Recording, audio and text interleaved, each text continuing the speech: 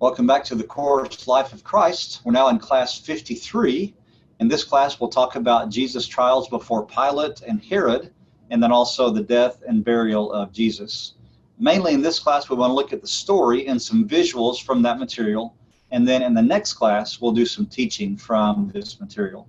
So let's go first of all to Luke chapter 23, verses 1 through 7. Then the whole assembly rose and led him off to Pilate. And they began to accuse him, saying, "We have found this man subverting our nation. He opposes payment of taxes to Caesar and claims to be Messiah, a king." So Pilate asked Jesus, "Are you the king of the Jews?" "You have said so," Jesus replied. Then Pilate announced to the chief priests and the crowd, "I find no basis for a charge against this man." But they insisted, "He stirs up the people all over Judea by his teaching. He started in Galilee and has come all the way here." On hearing this, Pilate asked if the man was a Galilean. When he learned that Jesus was under Herod's jurisdiction, he sent him to Herod, who was also in Jerusalem at that time. And so we have part one of the trial before Pilate in these few verses. And we see that the people, the Jews, bring three charges against Jesus. The first one in verse 2, about he incites the people not to pay taxes. That's false, because we know that in Matthew chapter 22 actually says, "Pay unto Caesar what's due to Caesar." And so that charge is false. But it's interesting that the other two charges they bring, which they see as negative, the one about inciting people all over Judea and claims to be Messiah, a king, those are actually true in a good way. He is the Messiah, it's not blasphemy, and he is stirring up people all over the country. We see that all the way through the Gospels. And so in verse 4, we see Pilate looking at this, and maybe a little bit out of spite, or maybe to be a little bit difficult, he says, "I don't find any basis for a charge against this guy." And we're going to come back to that later, because that's the theme that's repeated in the second part of Jesus' trial before Pilate. Now, if you look at where this is happening, this is the Fortress Antonia, looking from the western side of Jerusalem. The four towers here in the middle. And it's likely that this is where Pilate was staying as procurator of Judea during this time. And it's also likely this was a place for many Roman soldiers to be stationed as well. And you notice it's just hard up against the northern wall of the temple complex, which actually really aggravated the Jews, no end, I'm certain. And so we see that Pilate sends Jesus over to Herod. So let's continue on in verse 8 of Luke 23. When Herod saw Jesus, he was greatly pleased, because for a long time he had been wanting to see him. From what he had heard about him, he hoped to see him perform a sign of some sort. He plied him with many questions, but Jesus gave him no answer.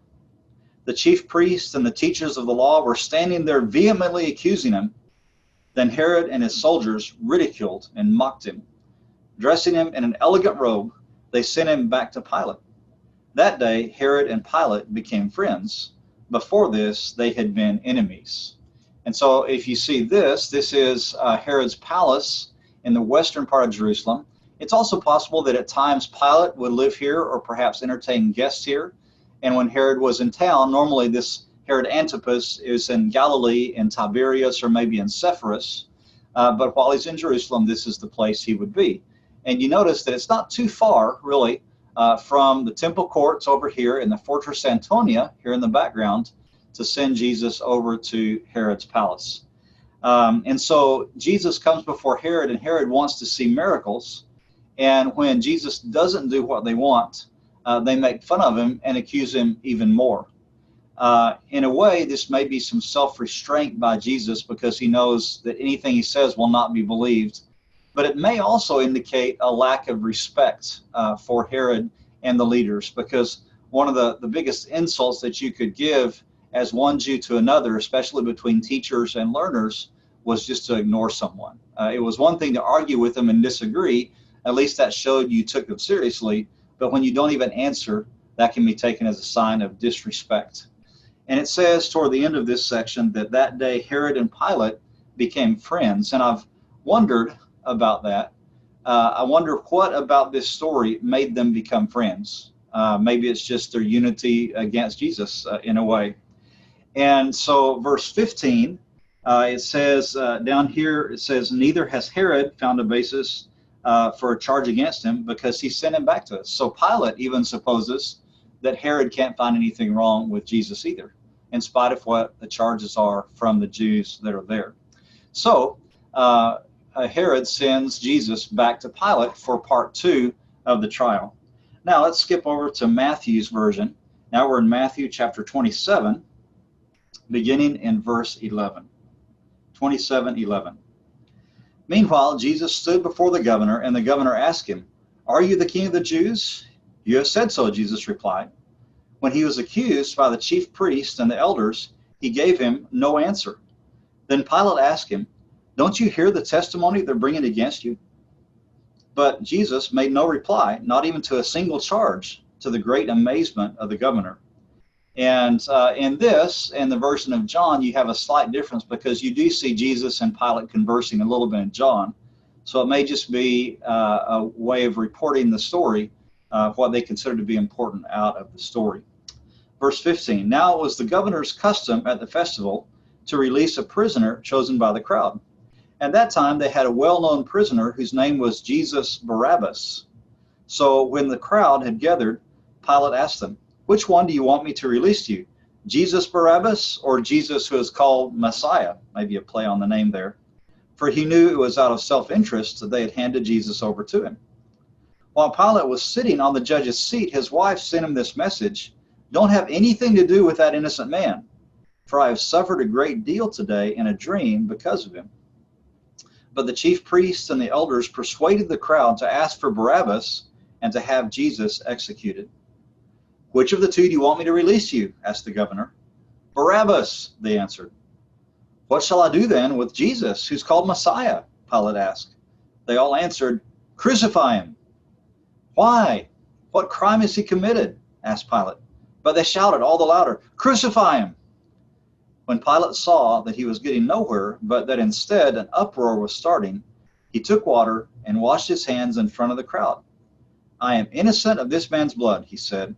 "It is your responsibility." All the people answered, "His blood is on us and on our children." Then he released Barabbas to them, but he had Jesus flogged and handed him over to be crucified. And so you see that in the trial, at least with Pilate, and then by supposition with Herod, you see that 3 times in Luke and 3 times in John, Pilate says that Jesus doesn't deserve to die. He even tries to set him free, it says, but in the end, he gives in because the crowd insists, and the crowd doesn't even answer the accusation. Now, there's an interesting thing about this phrase that Pilate uses, and it's translated different ways and understood different ways. But basically, he says, "I find no fault in him," or "I find no basis for a charge against him."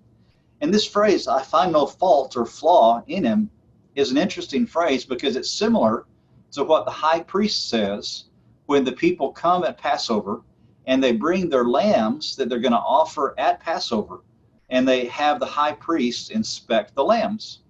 And the idea is that you bring your best lamb. You want to have a perfect sacrifice with no flaws at all, so that you can give your best to the Lord. And then you sacrifice that lamb.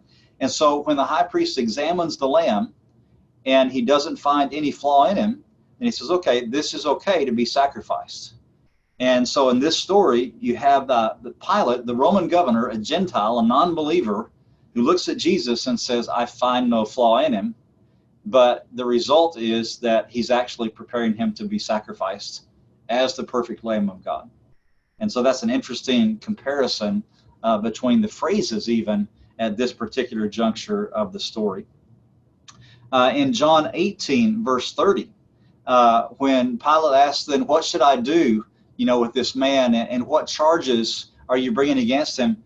They don't really even answer Pilate's question. And then they say they have no king but Caesar, which for the Jews is anathema. You can't say that as a Jew. God is your king. Even if you had a current king of the Jews, like a Herod, he'd just be the prince to God as king. And so when the people, the leaders of the Jews, say that they have no king but Caesar, they're trying to get Pilate to do what they want, but in the process, they're betraying God because they're not recognizing God as their king already.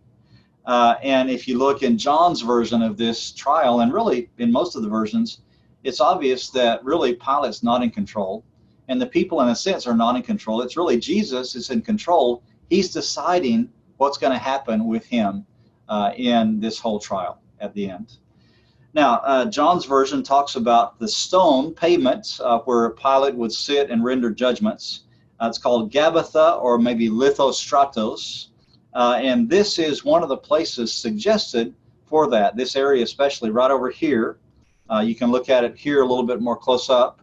And they found in this area even a little kind of a drawing or scratching into the stone of a game that's called the King's Game, and it's pretty similar to what happened to Jesus, where the Roman soldiers would sometimes pick a prisoner or even the weakest soldier of the Romans, and they would treat him like the king, and they would dress him up like a king and give him a crown and a robe and a scepter, and then they would make fun of the king, and then they would eventually take the king's clothes away and divide the clothes up, and then they would kill him, right?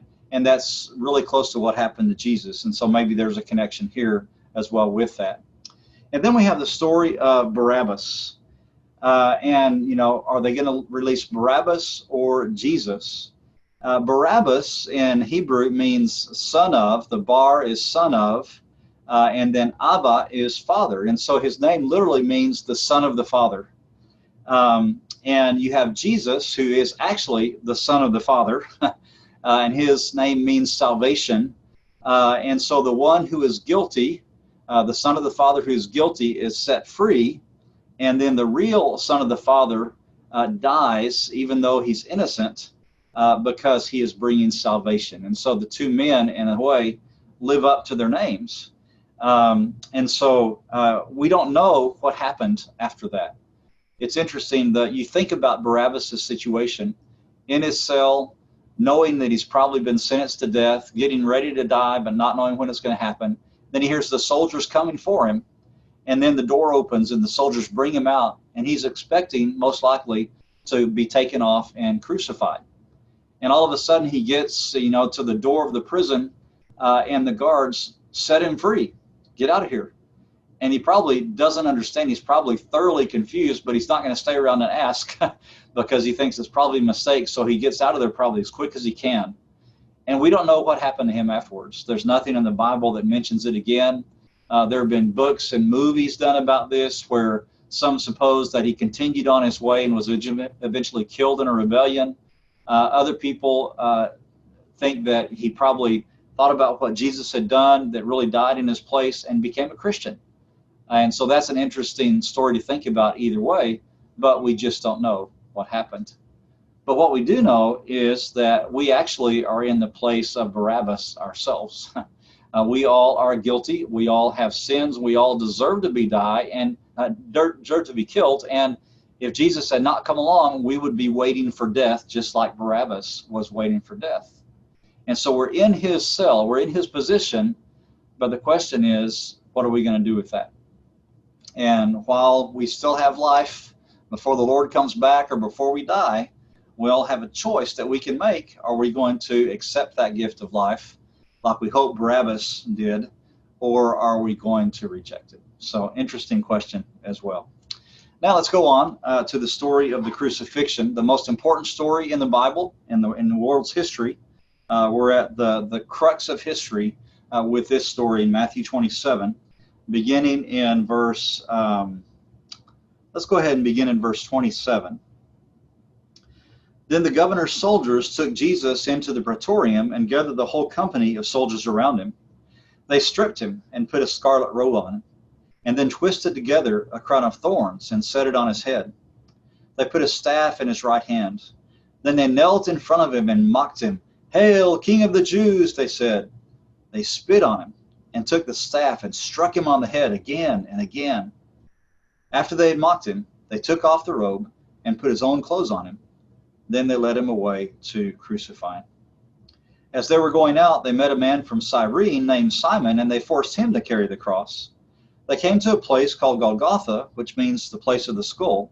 There they offered Jesus wine to drink, mixed with gall, but after tasting it, he refused to drink it. When they had crucified him, they divided up his clothes by casting lots. and sitting down, they kept watch over him there. Above his head, they placed the written charge against him. This is Jesus, the King of the Jews. 2 rebels were crucified with him, one on his right and one on his left. Those who passed by hurled insults at him, shaking their heads and saying, "You who are going to destroy the temple and build it in 3 days, save yourself. Come down from the cross if you are the Son of God."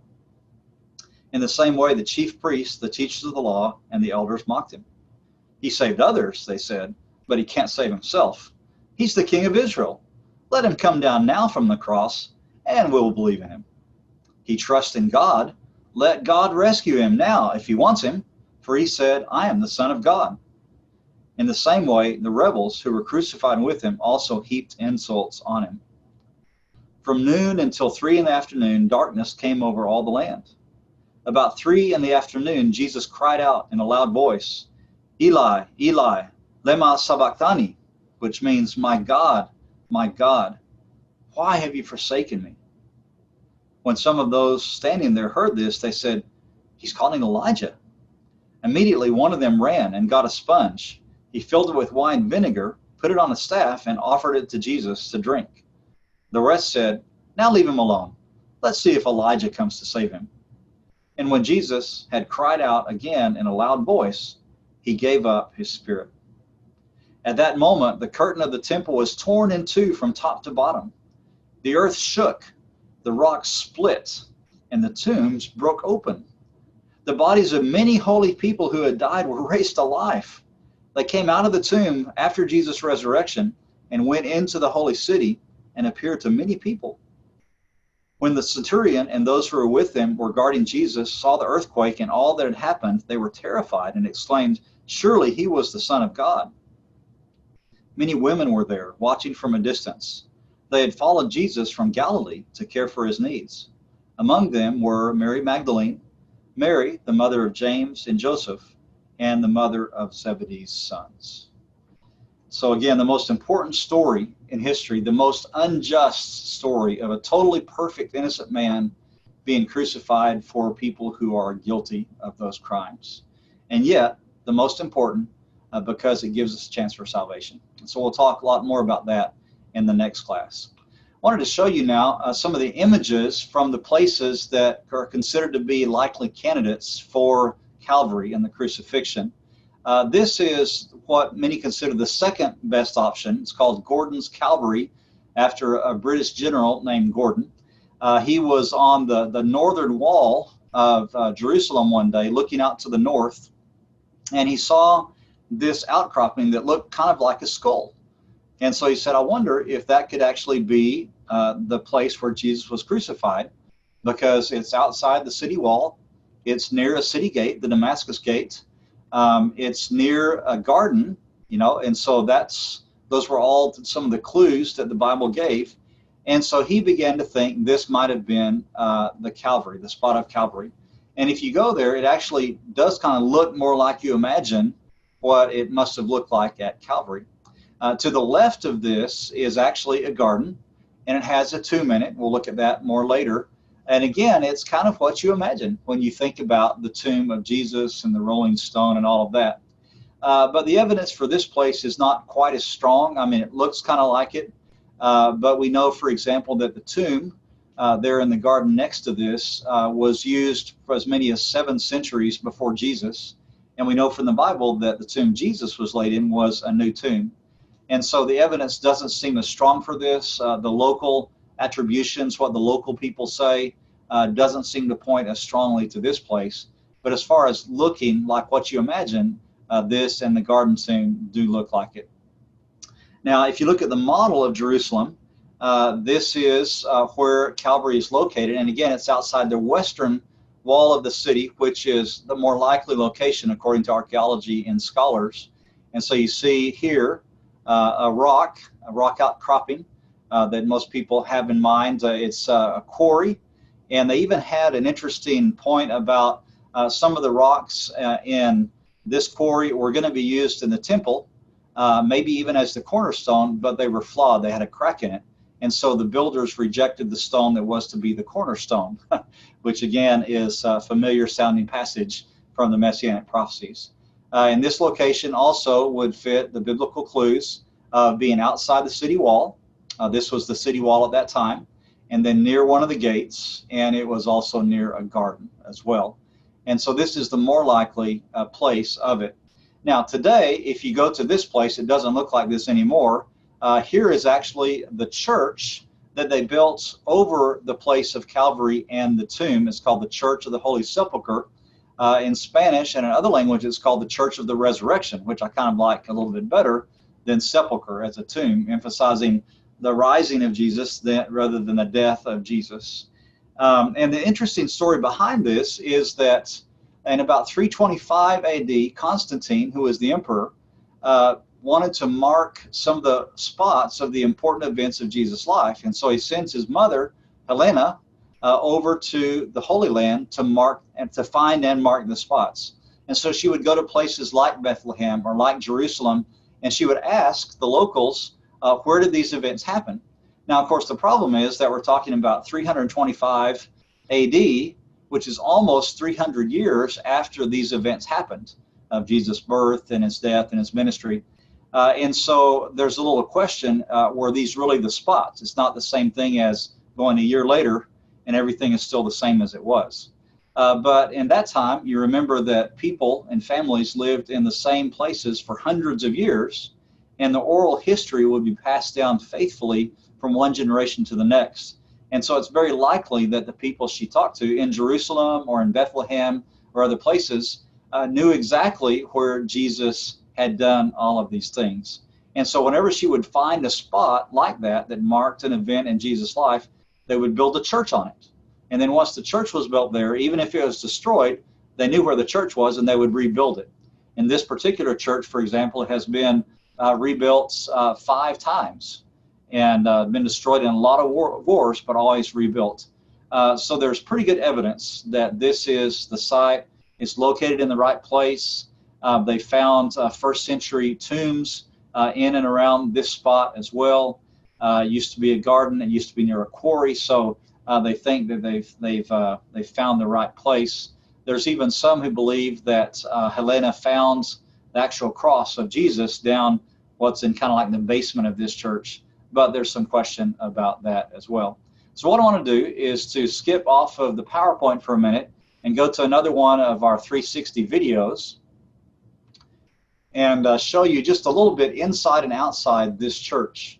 Now we're standing in the kind of the plaza out front of the church, and you look and you notice that it's really ancient. You see you see a little ladder up here going up to this second floor window. The ladder even has a story, because it used to be that the Armenians, who were part owners of the church, or at least had partial rights to use the church, they didn't have access to a door of the church, so they had to use a ladder to go in through a window. And there's other groups, as many as 6 different groups, who have claimed that they have a right to this church and to hold services in this church and to have control or authority over parts of it. And they squabbled and argued so much that finally they had to divide everything up, the schedule for the services, the masses, where they could do certain things within the church. They couldn't even decide who would open and close the door and lock it every day. And so you have 6 Christian groups that argued so much that finally the key to open and close the door was given to a Muslim family. And so every day a member of a Muslim family comes and opens and closes the door of the most important site in Christendom for many people, which is kind of ironic, kind of sad as well, that they can't enjoy more unity. But this is the main entrance of the church, and then just to the right of this door you go up some steps, and this is about where Calvary is. And one of the gray domes that we saw in the previous picture is over Calvary. And then if you go in this door and down a hall to the left, then you're near the tomb of Jesus, and that's where the other bigger gray dome was over. So you look at this here, just kind of get an idea of the area. This is in the middle of the old city of Jerusalem in what's known as the Christian Quarter. A very famous place, very coveted place. Real estate in the old city is very valuable. There's my friend Brent again. And so we're going to go inside this now. and get inside the church. Okay, so we're standing at the back of a hall just across from the front door. And so we're going to start at the front door. This is where the plaza is that we were just looking at. You come in the front door, and as you're coming in, you turn to your right, or as you come through the door, and go up the steps, and Calvary is over here. Okay, this little place right here is a concrete slab or a stone slab where they think they took the body of Jesus and laid it to prepare it for the tomb. Right over here are the steps that come down from Calvary, and we'll show you pictures of all this more in just a minute. This hall that you go down here leads to a long flight of stairs downstairs to the place where they thought that they found the cross of Christ. And then if you look at this wall right at the entrance of the church and right near the slab, it's a mural depicting what they thought it may have been like when they took Jesus down from the cross, and the women and Nicodemus prepared Jesus for burial. Okay, so you have Jesus there on the slab. Then if you keep on spinning around and you look down the hall the other direction, down this way here, you barely see in the distance what they call the edicule, which is a small building over the tomb of Jesus. And then you come back around to the front door again. And this is just amazing to stand here and take all this in, and especially I think it's interesting to watch the people. Now if we go a little bit further down, now we're down near the tomb, and so we'll start there. This is what's called the edicule, this building, and here is the main door that you could go in to see the tomb of Jesus. There's a little anteroom here, and then a little bit further on, the second room that has an altar that's kind of built over the tomb of Jesus. And if you look up, you see that's where the gray dome is, the bigger gray dome from outside that we saw. And then a lot of room around here for people to wait in line and to worship and do different things. This is just packed every Easter Sunday. They have special services here. And every so often, as you're standing there, you'll have the different groups of religious orders that are in the church come through and perform different ceremonies with incense and different kinds of clothing, different songs and scriptures that they recite. And so again, it's one of the most sought after places to visit when people come to Israel, obviously. And then if you go this way, then you go down this hall right behind my friend Brent, and that's the way back to the front door in the slab and Calvary. Then you look around this way, you have other chapels through this door and on through this direction. And then around this area, if you kind of scout through the halls and go into little rooms, you'll find rooms that have small tombs that are there, that are remnants from the first century cemetery that was there. And we'll show you pictures of that in just a minute. So a lot of interesting things to look at when you go to the tomb. All right, let's go back to the PowerPoint here.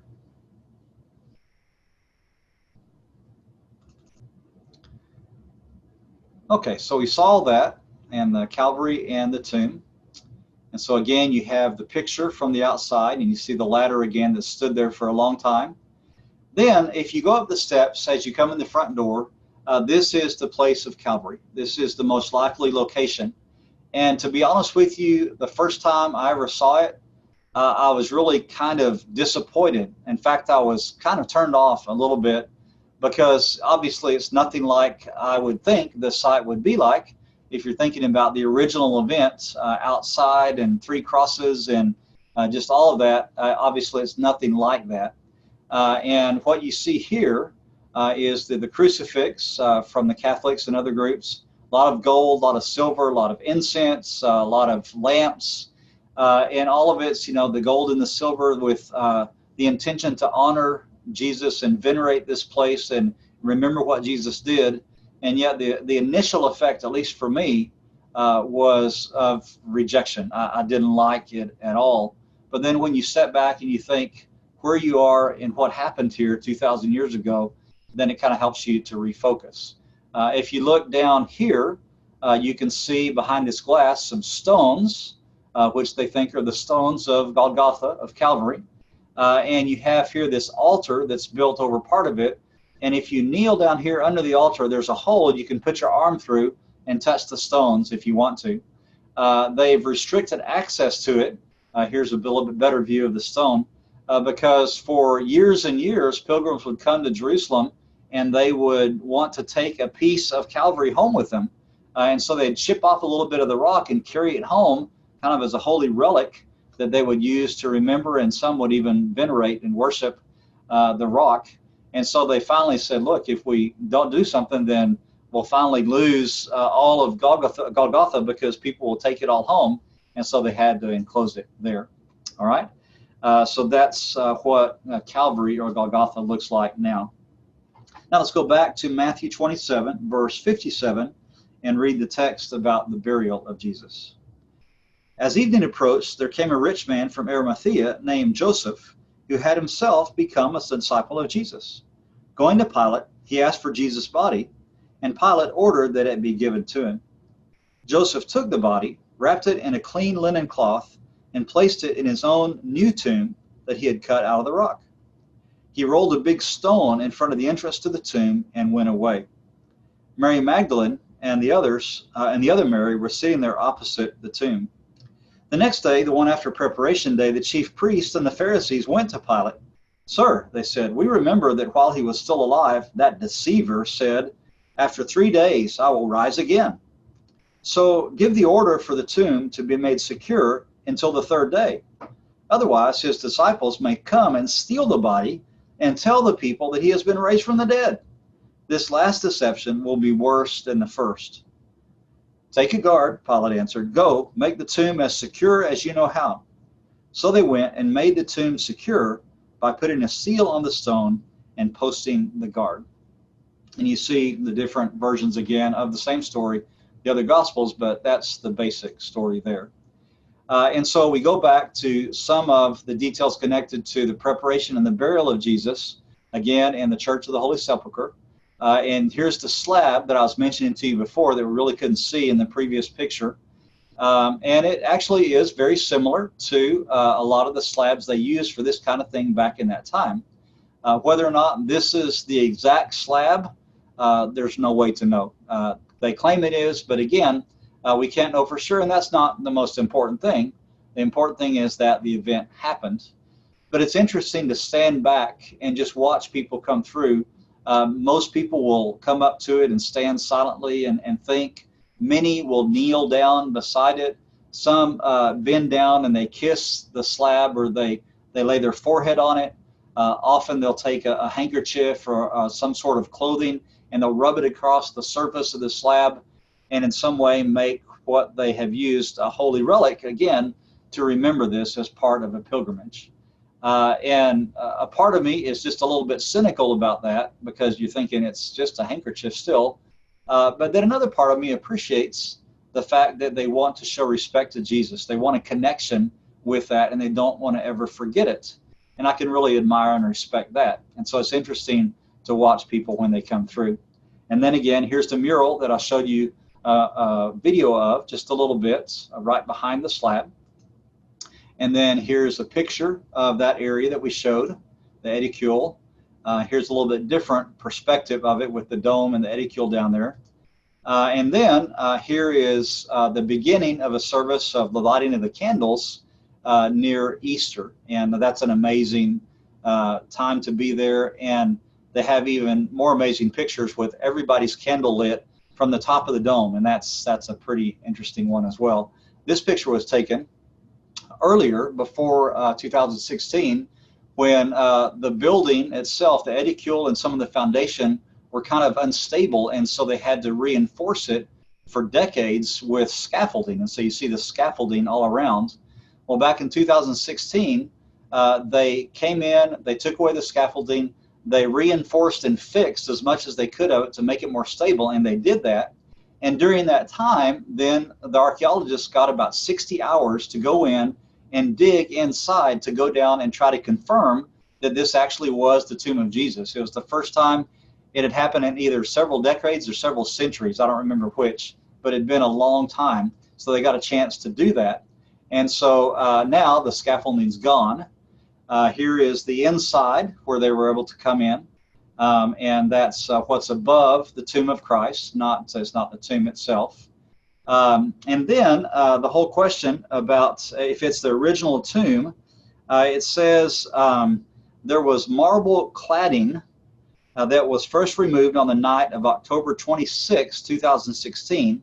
Initial inspection by the conservation team from the National Technical University of Athens showed only a layer of fill material underneath this slab.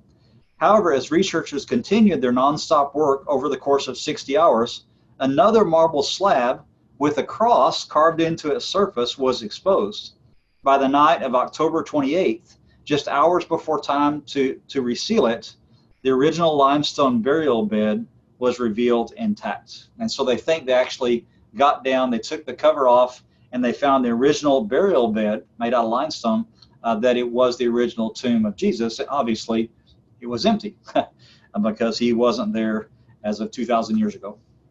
Now, if you go on around that area, like I mentioned, you can see other tombs from first century that were part of the first century cemetery that was here, and that's part of what Elena found when she was looking for the place of Calvary. And so this gives you a little bit better idea of what the tombs carved out of rock might have looked like, although neither one of these likely is Jesus' tomb. Now, as I mentioned before, there was another place for Calvary called Gordon's Calvary, and so there's another place for the tomb near Gordon's Calvary called the Garden Tomb that's actually run by a different organization from Britain. And if you go to this place, it actually looks a lot more like what you imagine. It's, again, a lot different than what the Holy Sepulchre with the edicule looks like. This is what an early tomb would have looked like back in those days. In fact, this tomb, they believe, is from about the 7th century BC. And so you see the door where the guy's going inside. Then you see what they call a soul window here with some of the illumination from inside. And then there's inside, you walk in and there's a place for the family to sit on the left. And if you look to the right, then you see two places to put bodies, one right here. And then there are some Christian symbols on the walls as well. And so again, this looks more like what you would imagine. So it's helpful to have this visual as well. Now let me tell you one more interesting detail about this window.